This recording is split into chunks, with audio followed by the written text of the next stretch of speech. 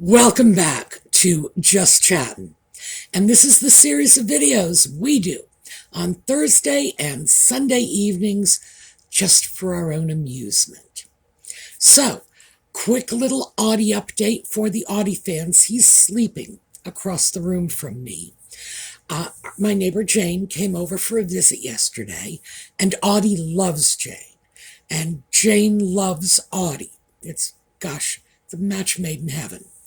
So Audie's really happy because he's always happy when he's had company and somebody's come to pay homage to the cat, which is as it should be. So he is thrilled and he's not angry with me, which is unusual because it's winter and usually he's pretty irritable when it's winter because, it's all my fault. But not today. Today I'm on his good list. So he is just going to chill out over there. Now, I split my lip. But this is not like this dreadful thing. It's like it's on the level of a paper cut.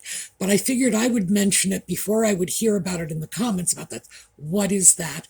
No one hit me. That's the important thing. And it wasn't actually a blind accident, which, frankly, most of my accidents are walking into stuff and that kind of thing. I was opening a box, and boxes these days have these plastic bands around them. And these bands, boy, they are tougher than they look. So I was going at this thing with, in fact, I was going at that with a wallpaper knife, basically. This is not a box cutter. And when I eventually managed to muscle that knife through the strap, it just snapped back at my face. So I will know better next time and just get off my lazy butt and go get a pair of scissors instead. But yeah, 100% my own fault, 100% my own stupidity, 100% my own laziness. What else can you say about somebody who won't get up and get a pair of scissors? So, fortunately, it's just a nick. So it'll go away as soon as I stop talking and breaking it open again. Yeah, that's not likely to happen anytime soon. But no, it's not serious. I did not get hit by anything. Well, other than that little strap. Not hit by anyone, I should say. And no, it's nothing. But many of you will comment on these things in the comment section, and I deeply appreciate your concern. But this is one of those things that, thank you, but I'm just paying the price for my own stupidity. So what can I say? When we come back, we are going to talk about the Prince of Canada.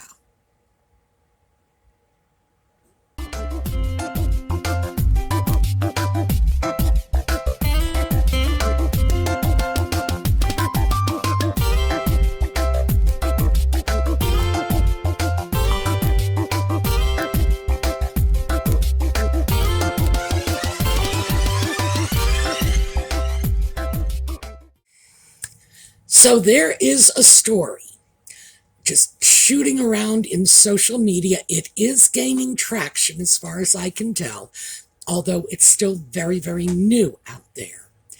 As far back as I can trace it, it goes back to a YouTube video by River, who is a lovely young man with some beautiful fans, and I do admire anyone who can rock a fan, in which he said that the sock puppet has been making motions about becoming Viceroy of Canada. So let's start with, this is not the first time that has been mooted. I went back and just started researching this, and I found an article dating back to 2020, and this would have been the period when Nutmeg and the sock puppet were in Canada, where they had fled the nasty racist England and moved over to Canada, which they then fled. You know, clearly racism is not the only thing that drives them away. And in this article, it cited a poll among Canadians indicating that 60% of the population favored the idea of making the sock puppet Governor General of Canada. Okay, so let's start picking this apart, because I can tell you right now, this is not likely to happen at any time in the near future. The Canadians, I'm sure, will gladly tell you that whoever it was they interviewed for this poll in 2020, yeah, they no longer want it, and we can keep him. But what we need to do when we pull this apart is move away from vitriol and opinion and get into the facts. So, is this at all likely in the near future? Hell no. And I am going to explain why. Let's start with Viceroy versus Governor General. Now, those two positions are virtually the same. So it's a distinction without a difference. One would be called Viceroy. The Governor General in India, for example, was known as the Viceroy. But in Commonwealth nations in the 20th and 21st centuries are Governors General. But it's tantamount to the same thing, and we can use the terms interchangeably in casual conversation. And that is important because ultimately it refers to the same office. All right, why would we say Governor General instead of Viceroy? Well, for starters, the official title in Canada is Governor General. It is not Viceroy. Viceroy is a term that simply means acting on behalf of the monarch. Essentially, that's what it means.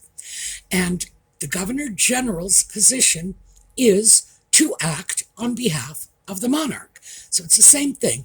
And you will not have one Viceroy side by side with one Governor General. That won't happen.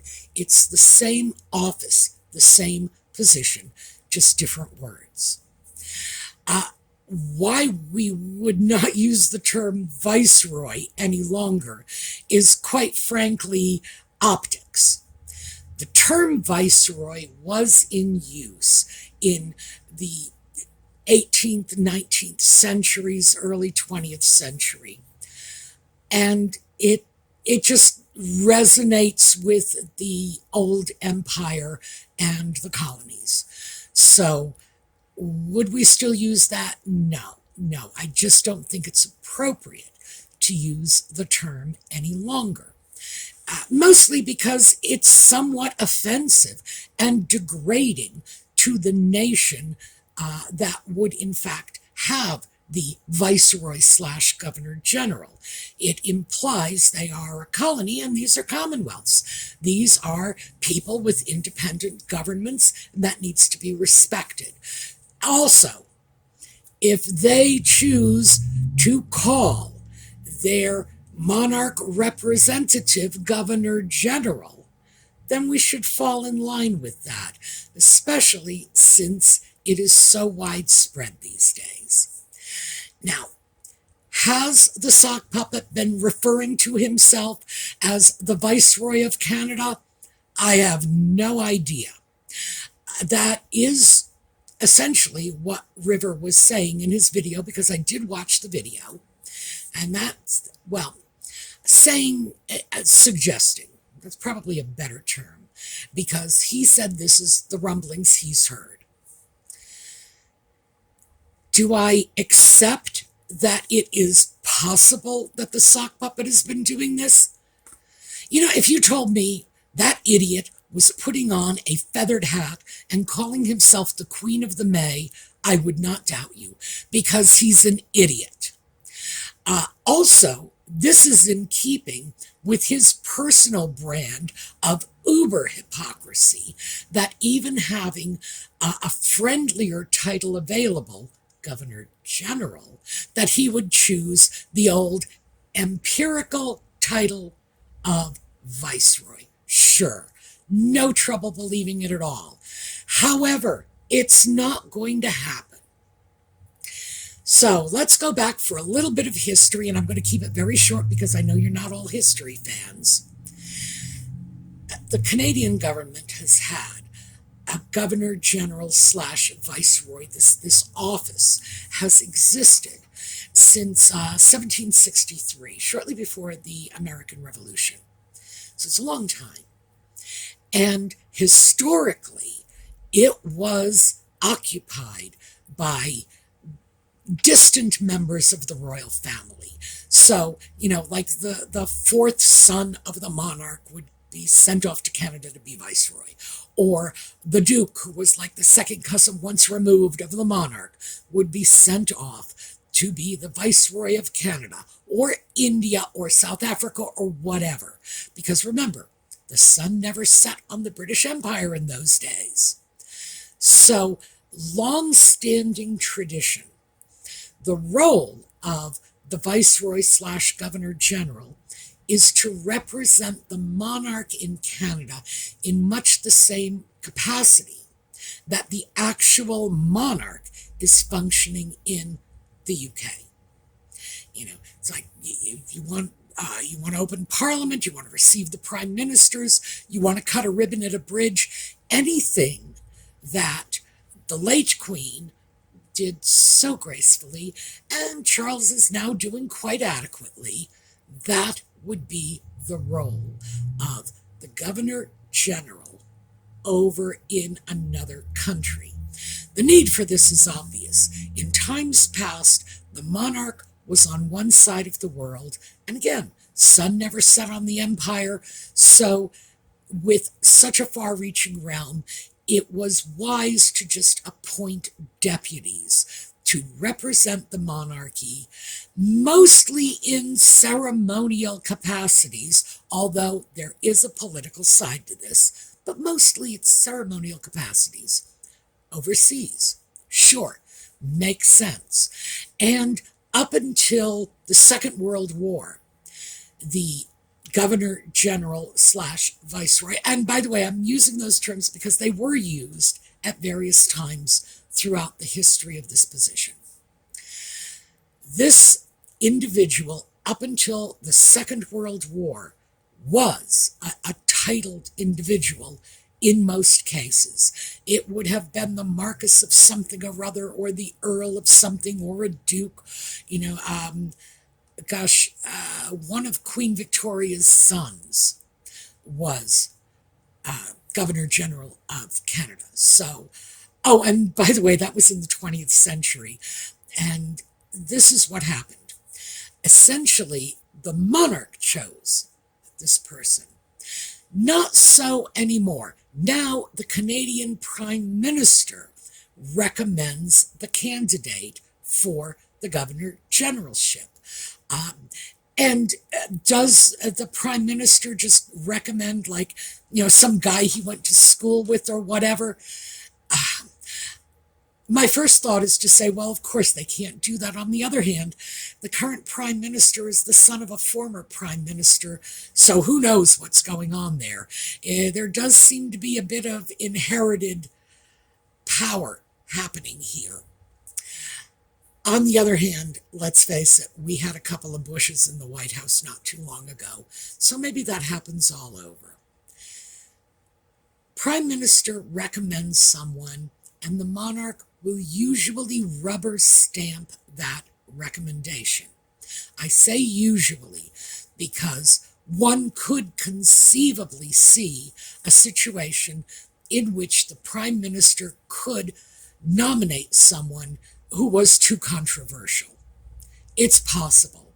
And the monarch is not required to rubber stamp the offering that the Prime Minister makes. This is who I would like. But there is an interesting little twist here. Now, these positions have run for various periods of time in the past. Right now, it's about 5 years. And technically, it's at the pleasure of the monarch.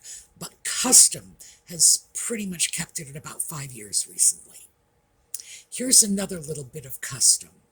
For the last 50 or 60 years, they have alternated between an Anglophone Governor General and a Francophone Governor General. In other words, someone whose native language is French, and then someone whose native language is English, and then someone whose native language is French again, reflecting the demographics of Canada.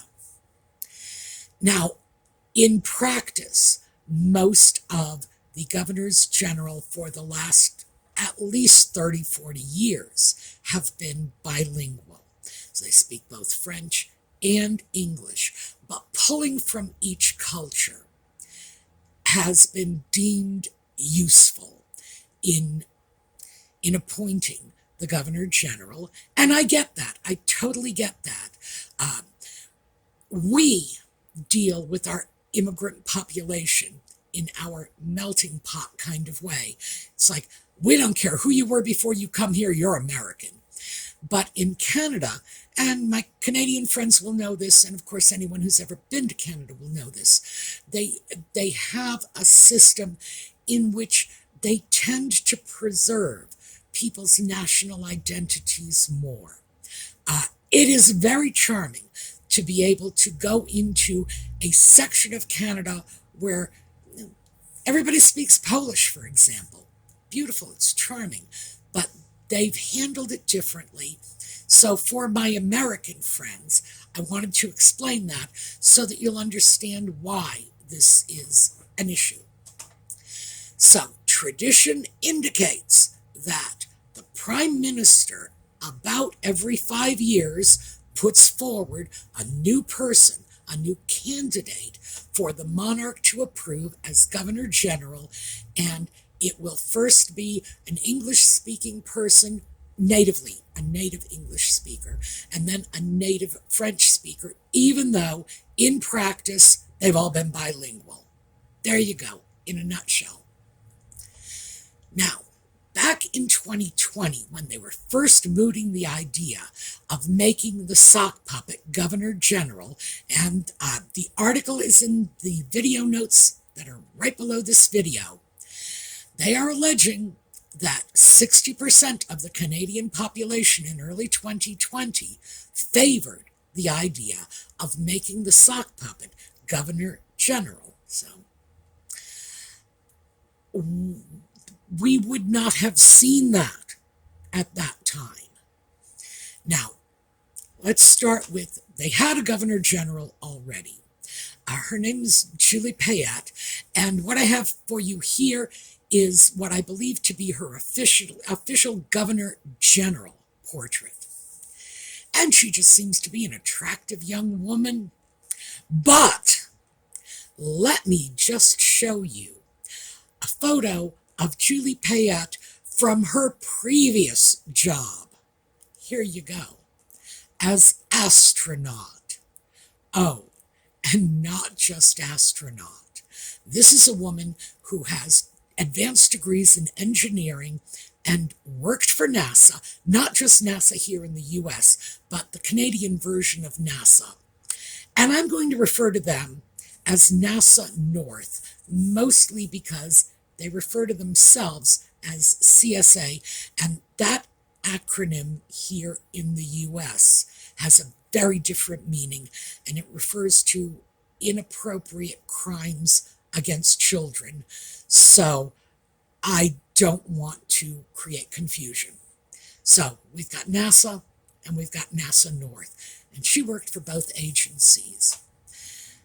So just try to wrap your heads around this, because my goodness, I was rolling on the floor when I figured this one out. They were proposing that a NASA rocket scientist be replaced by a sock puppet. Wow. I just sat there enjoying the moment for a while. It's like, what could possibly be on someone's mind to think this would be reasonable? Well, as you can see, it's no longer a little plum one hands to one's second cousin twice removed simply because, oh, maybe things are not going quite so well in his little earldom. No. Now, the Governor General is expected to be a person of substance, a person of education, a person who can be respected, not just by the Canadian people, but by people throughout the world. Because remember, part of the Governor General's duties is the ceremonial duties to act on behalf of the monarch. So if, I don't know, the President of Ghana wants to go to Canada, this is the person who would receive them. And obviously you want someone who can actually carry on an intelligent conversation with another human being.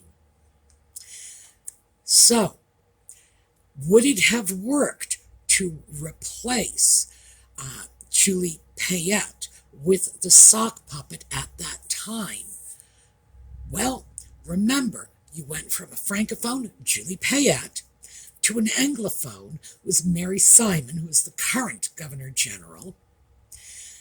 So, yeah, because the sock puppet does, in fact, speak English. Not well, but he does it.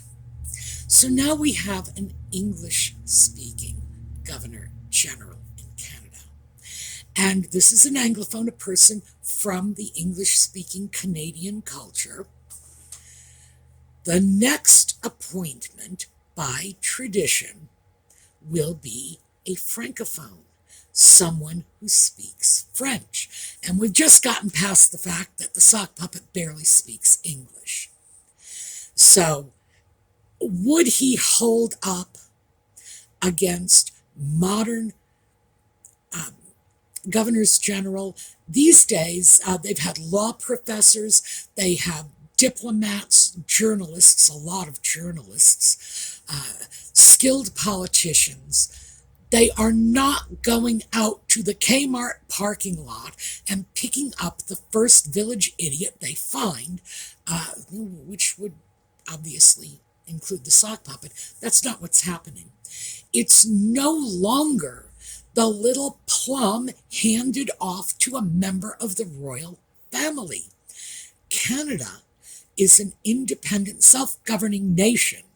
That is not something you wrap up in a bow and give to your second son as a consolation prize. And the idea that this would happen is deeply, profoundly offensive to begin with. The idea that he would be known as the Viceroy is just doubling down on the insult. But I did want to offer you some concrete reasons for why it can't happen. One, they don't have viceroys anymore. No more viceroys, Governor General.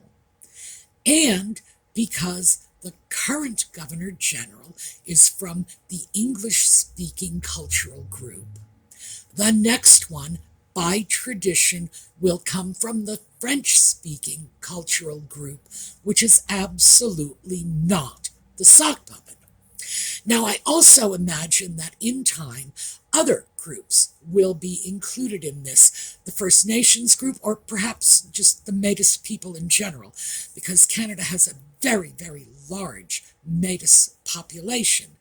These are people who have Native American and European descent, and the Canadian government and the Canadian people actually have a term for this, Métis. We don't have that in we don't have the term in the United States. To say we don't have Métis people in the United States would be absolutely wrong.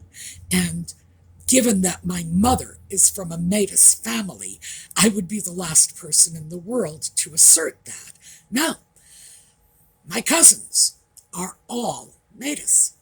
So, yeah, that is another group that might want to be included in this. Who knows? But whatever changes they might make in this tradition of alternating representation, it's never going to be wayward son of the monarch. That is never going to be a legitimate ethnic group recognized by the Canadian government. Sorry, anybody who thinks that is even dumber than the sock puppet. So could this happen? No. Realistically speaking at this time, no, it could not. Are there points in the past when it could have? Yes. If that Canadian article is correct, when the sock puppet first went to Canada and the incumbent was a person representing the French-speaking culture, yeah, if he had kept his nose clean and smiled sweetly and not insulted anybody, as time went on, perhaps he could be the Canadian choice for Governor General today. But he's going to have to wait at least, now this is like a minimum of 5 years, because they will need to put in a French-speaking person next and so on. So it just can't happen. Furthermore, the climate has changed so much that I would strongly suspect that if you polled the Canadian people today, you would not find 60% of any random group of Canadians who would favor this. So, was the sock puppet cozying up to Justin Trudeau while he was in Canada in order to secure the viceroyship for himself? I would not doubt it. I would absolutely not doubt that for an instant. Can I say it happened? No, of course not. But would it surprise me? No. Would it be a working plan? No. Again, why would it surprise me if the sock puppet came up with a non-working plan? The other question is, where would this leave the wife? If the sock puppet was, by some miracle, just time warp or whatever, to become Governor General of Canada, would, in fact, he begin using the title of Viceroy? Maybe, because it looks like they just pick and choose their titles as they see fit. Would that transfer to the wife? Well, maybe not. We do know that the wife of a viceroy is a vicereine. We know that there is a word for that. Would she adopt the title? I would say, yeah. Would she go to Canada with him, or would she keep the title, stay in California, and see if that didn't boost her cred with the A-listers? That's where my money is. I think that, in fact, would be the working plan. But again, this is all completely hypothetical, because right now it just plain cannot happen. And as an interesting postscript, I find it just chilling and hilarious that South Park predicted this a year ago when they titled their satire of Nutmeg and the Sock Puppet, The Prince of Canada and His Wife. So yeah, looks like they had a crystal ball. Either that, or the sock puppet is getting his playbook from cartoons, which, come to think of it, is the more likely scenario. All right, that is what I have for you today. I am very much looking forward to hearing from our Canadian friends in the comments. What do you think? Were 60% of you willing to accept him as Governor General 4 years ago? Any idea how many people, well, yeah, like 3, would be willing to accept him as Governor General today? Is this viable? Because I'm telling you, from my reading of the office, the history, the way the appointments are made. It's just not even possible at this time. So we're going to take a look at a slideshow, and I will see you all next time. And in the meantime, have a terrific day.